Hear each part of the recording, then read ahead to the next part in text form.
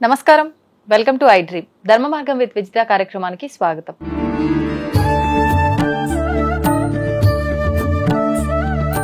ప్రస్తుతం మనతో పాటు ఉన్నారు ప్రముఖ జ్యోతిష వాస్తు పండితులు బ్రహ్మశ్రీ అన్నవరపు తిరుపతి మూర్తి అవధాని గారు. ఇప్పుడు గురుగారితో మాట్లాడి మరిన్ని విషయాలు తెలుసుకుందాం. నమస్కారం గురుగారు. ఓం శ్రీ మహాగణాధిపతయే నమః. గురుగారు, భగవంతుడి విషయానికి వస్తే మనందరము అంటే కోరికలు కోరుకుంటూనే ఉంటాం ఏదో ఒకటి. నిజంగా మనం కోరే కోరికలన్నీ కరెక్టేనా? అసలు భగవంతుడిని ప్రత్యేకించి అడగాలంటే ఏదైనా కోరికలు ఉన్నాయా? నార్మల్గా మనం ఏ ఆరాధన చేసినా ఆరాధనకి మాత్రమే సంకల్పం ఉండాలి మినహాయిస్తే కామ్యం అనేటువంటిది కోరిక ఇది కోరవలసిన అవసరం లేదు.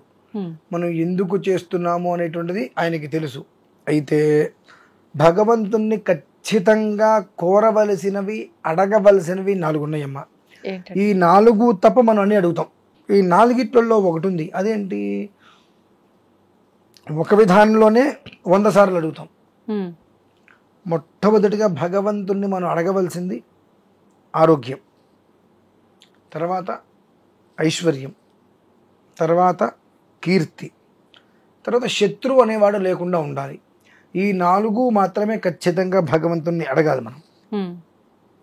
ఐశ్వర్యం గురించి అడుగుతూనే ఉంటాం కదండి మనం ఎప్పుడు కూడా. అదే అన్నా నేను ఇందాక, ఒకే విషయం గురించి మనం 100 రకాలుగా అడుగుతాం. ఐశ్వర్యము అంటే డబ్బు ఒక్కటే కదమ్మా. చక్కటి సంపద, సిరులు, సంతానము, అనుకువగా ఉండేటువంటి భార్య, ఎప్పుడూ కూడా మనస్సుకు దగ్గరగా ఉండేటువంటి భర్త, ప్రేమానురాగాలను ఎప్పటికప్పుడు పెంపొందించేటువంటి తల్లిదండ్రి, అక్క, వీళ్ళందరూ కూడా కలిసి ఉండేటువంటిది ఐశ్వర్యం. డబ్బు ఉంది, ₹1,00,00,000 పంపకాల్లో వచ్చింది అనుకుందాం, కొట్టుకు తింటాం. అక్కడ నన్ను ఎత్తుకుని పెంచాడుగా అన్నయ్య, ₹1 అన్నయ్యకి వెళ్తుంది, అయితే నష్టం ఏంటి అని తమ్ముడు అనుకోవాలి. నేను ఎత్తుకుని పెంచా తమ్ముడిని కాబట్టి ₹1 తమ్ముడికి ఇద్దామని అన్నయ్య అనుకోవాలి. అలా ఎవరికి వాళ్ళు తండ్రి ఇచ్చినటువంటిది ఆస్తి, మేము సంపాదించింది కాదు. ఎవరికి ఏది లభ్యమైతే వాళ్ళకి అదే దక్కుతుంది అన్నట్టుగా ఉండేటువంటిది ఐశ్వర్యం.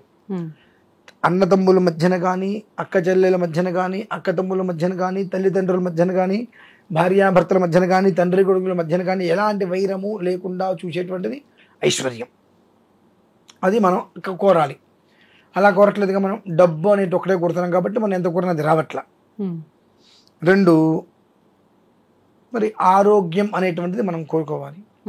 ఆరోగ్యం అనేటువంటిది భాస్కరుడు మనకి ఇస్తూ ఉంటాడు. ఆ భాస్కరుడు మనకు ఆరోగ్యాన్ని ఇవ్వాలి అంటే ఈశ్వరుని ఆరాధన చేయాలి.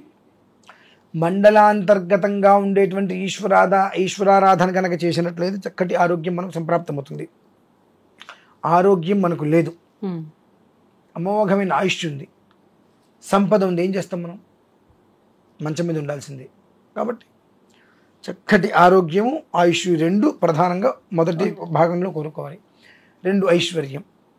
ఐశ్వర్య ప్రదాత ఈశ్వరుడు, మహేశ్వరుడు, మహదైశ్వర్యానికి కారకుడు మహేశ్వరుడు. ఈ అంటే ఏ రకంగా మనం అడిగితే ఆయన మనకు సంప్రాప్తం చేస్తాడు అంటే, ఈశ్వరుడు ఇచ్చేటువంటిది ఐశ్వర్యం, అది కనిపించదు. అమ్మవారి ఇచ్చేటువంటిది ధనం, అది మన అవసరానికి తగ్గట్టుగా కనిపిస్తూ ఉంటుంది. ఈ ధనంలో లక్ష్మీ ధనం, పిశాచ ధనం 2 ఉంటాయి. అదేంటండి పిశాచ ధనం అంటే? చెప్తున్నానమ్మా. లక్ష్మీ ధనం, ఇల్లు ఎప్పుడు లక్ష్మీ ధనం, ఇల్లు ఎప్పుడు ఎక్కడ పడితే అక్కడ విడిచిన బట్టలు పడేసేసి, ఉతికిన బట్టలు మడత పెట్టకుండా ఎక్కడ పడితే అక్కడ ఉండటం ఒక విధానం. ఎప్పుడు ఇల్లు నీట్గా శుచిగా ఊడ్చి మడత పెట్టేటువంటి, ఎక్కడికక్కడ మడత పెట్టి ఇల్లు శుచిగా శుచిస్మితంగా ఉంటూ, బయట నుంచి భర్త ఇంటికి రాగానే తన భార్య నవ్వుతూ ఒక గ్లాసు మంచినీళ్ళు ఇచ్చి కూర్చుంటే, ఆ పిల్లలు వచ్చి నాన్న అని ప్రేమగా దగ్గరకు వచ్చినప్పుడు ఆ పిల్లలు తీసుకోవడం అనేటువంటిది లక్ష్మీప్రదం. ఏం ప్రదం? లక్ష్మీప్రదం. తన భర్త ఇంటికి రాగానే తన భార్య చూసేటువంటి చూపుకి తన భర్త పడ్డ కష్టాన్ని మర్చిపోగలగాలి. ఆ చూపుకి ఇంట్లో లక్ష్మీప్రదం నిలబడుతుంది. అదే లక్ష్మీధనం అంటారు దాన్ని. అలా కాకుండా పిల్లలకి చిన్నప్పటి నుంచి కొన్ని మనం నేర్పం, తద్వారా వాళ్ళు కాస్త తేడాగా వచ్చేస్తుంటారు. హాయ్ మామ్, హాయ్ డాడ్ అని రకరకాలుగా. ఇవన్నీ మాట్లాడినప్పుడు ఏమవుతుంది, ఇంటికి భర్త రాగానే ఎప్పుడు వస్తానో ఎప్పుడు వచ్చావు అనేటువంటి పదాలు, ఇల్లు మొత్తం అసహనంగా ఉండడం వలన పిశాచి ధనం అంటే ధన పిశాచి అంటారు దాన్ని. ఆ ధన పిశాచి ఏర్పడుతుంది. ఈ ధన పిశాచి అంటే ఎలా ఏర్పడుతుంది, ఎండమావుల్లాగా మనం ఒక పని మొదలు పెట్టాం, రేపు సాయంత్రం నాకు డబ్బులు వచ్చేస్తాయి, నాకు నా పని అయిపోయింది, పని అయిపోయింది, అక్కడితో మొత్తం అంతా అయిపోయినట్టే, నా పని పూర్తి అయింది, నేను అనుకున్న పని ఏదైతే ఉందో అనుకున్నటువంటి పని పూర్తయింది, పని అయిపోయింది అంటే పని అయిపోయింది అంటే అది పోయినట్టే. ఇంకా పూర్తి అయినది, పూర్తి అయింది, పని అయిపోయింది, ఆ పదాల ద్వారా అది వెళ్ళిపోతూ ఉంటుంది. ఇదేదో మనకు వస్తుంది, బయట ఎక్కడో అప్పు చేసుకొస్తాం, అప్పు తీరదు, ఇది రాదు. దీన్ని ధన పిశాచి అంటారమ్మ, ధనలక్ష్మి అనరు, ధన పిశాచి. ఆ ఈశ్వరుణ్ణి మనం ఆరాధించే విధానాన్ని అనుసరించి ఆ ధనం రావటం, ఇంట్లో మనం ఉండే విధానాన్ని అనుసరించి ఆ భార్యాభర్తల మధ్య ఉండే సఖ్యత సంతోషాన్ని అనుసరించి ధనలక్ష్మి ఉండటమా ధన పిశాచి రావటమా అనేటువంటి విషయం ఉంటుంది. ఇకపోతే 3 కీర్తి. కీర్తి విషయం పక్కన పెడితే అపకీర్తి రాకపోతే చాలు భగవంతుడాన్ని కోరుకోవాలి. ఎంత తాపత్రయపడ్డా, ఎంత కష్టపడ్డా, ఎదుటి మనిషి మీద మనం ఎంత ఏ రకంగా, అది మంచే కావచ్చు, ప్రేమ కావచ్చు, ఏ రకంగా ఎదుటి మనిషి యొక్క జీవితాన్ని మనం బాగుండాలని కోరుకుంటామో వాళ్ళు ఎప్పుడూ మనల్ని ఇక ఒక రకమైనటువంటి చులకనగా భావించి ఇంతేలే అన్నట్టుగా మాట్లాడుతూ ఉంటారు. ఎంత తాపత్రయపడతామో, ఎంత అవతల మనిషి గురించి మనం ఆలోచిస్తామో అంత మనల్ని చులకనగా చీప్గా చూస్తూ ఉంటారు. ఏంటంటే యద్రాత్రయాత్ కృతే పాపం తద్రాత్రయాత్ ప్రతిమిచ్చతే. ఎవరిని ఎలా చూడాలి, ఎవరితో ఎలా మాట్లాడాలి, ఎక్కడ ఎవరిని ఎలా ఉంచాలనేటువంటి విషయాన్ని నువ్వు గ్రహించుకుంటే కీర్తి.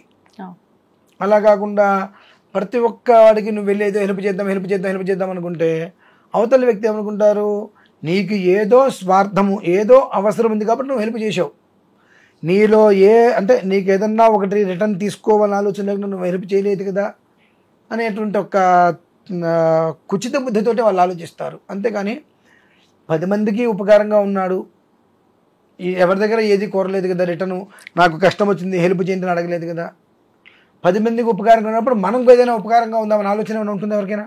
ఉండదు. కాబట్టి కీర్తి లేకపోయినా అపకీర్తి లేకుండా చాలా కోరుకోవాలి. ఇక 4 శత్రువులు. ఆ శత్రు బాధ లేకుండా మనకు ఉండాలి. శత్రువులు అంటే ఎవరమ్మా, బయటవాడు ఎవడో కాదు, నిన్నటి వరకు మన స్నేహితుడే ఇవాళ మన శత్రువు. వాస్తవం. అంతకు మించి దరిద్రమైన స్టేజ్కి వెళ్ళి వెళ్తాడు. అందుకనే మన రహస్యమే మనకు శత్రువు కదంటారా? వాస్తవమే.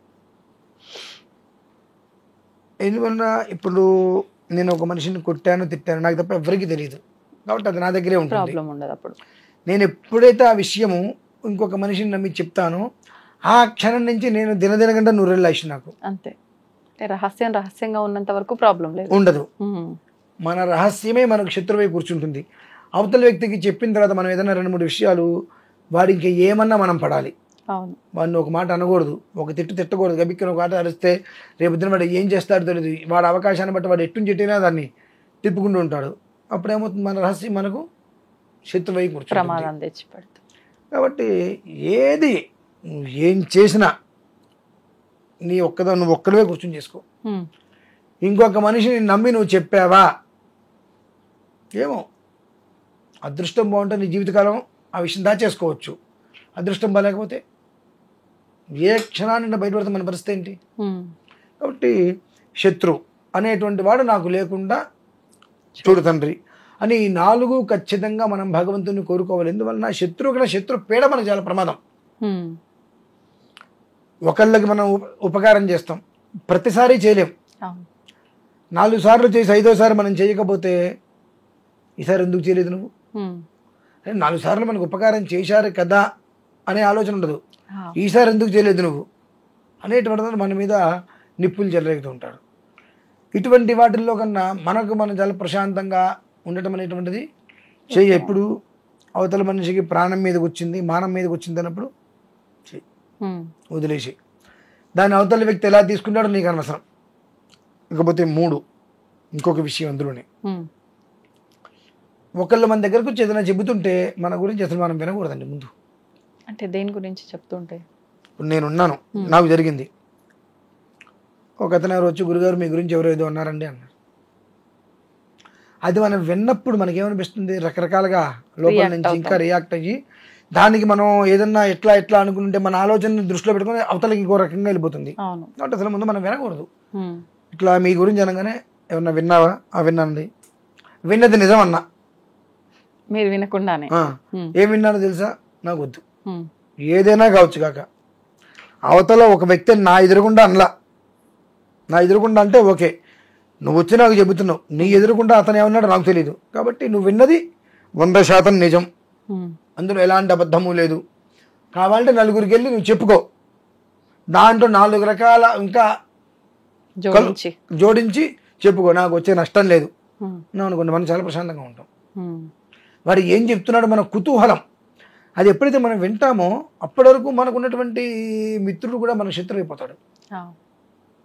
అసలు మనం వినలేదనుకోండి, ఆ మిత్రుడిని మనం మిత్రుడిగానే చూస్తాం. ఇది మన దగ్గర చెప్పదలుచుకున్న విషయం వాడి దగ్గరికి వెళ్ళి చెప్తాడు. వాడు మనల్ని శత్రువుగా భావిస్తాడేమో, మనం శత్రువుగా భావించంగా మనం రిలాక్స్గా ఉంటాం.